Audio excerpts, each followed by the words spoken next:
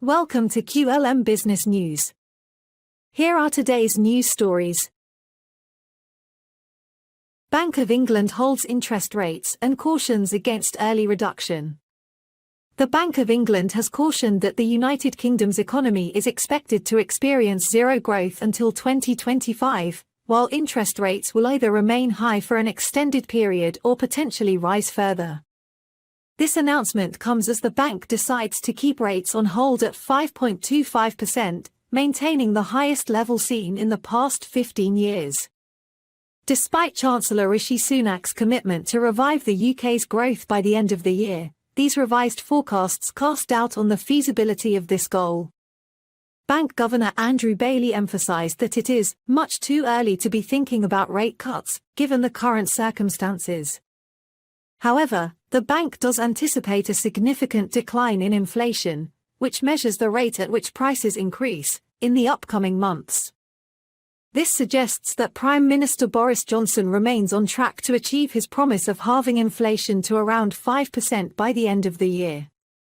Until September, the Bank of England had raised interest rates 14 consecutive times to counter soaring inflation, which had been placing a strain on household budgets.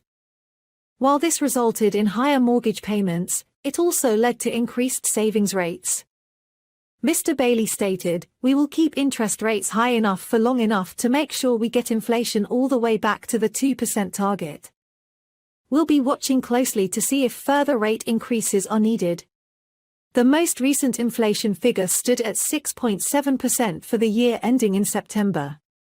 The bank anticipates a continued decline as energy and food price hikes ease, with the expectation that inflation will hover around 3% throughout the next year, surpassing the 2% target.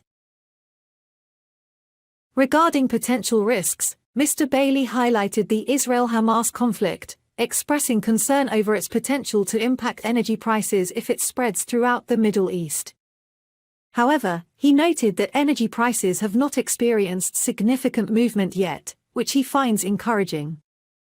Although the bank is not predicting a recession, it foresees zero growth from the present time throughout next year, which coincides with a likely general election, and extending into 2025.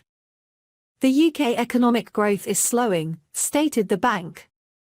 Mr. Bailey described the outlook for UK economic growth as subdued, but he emphasized that this situation is not uncommon.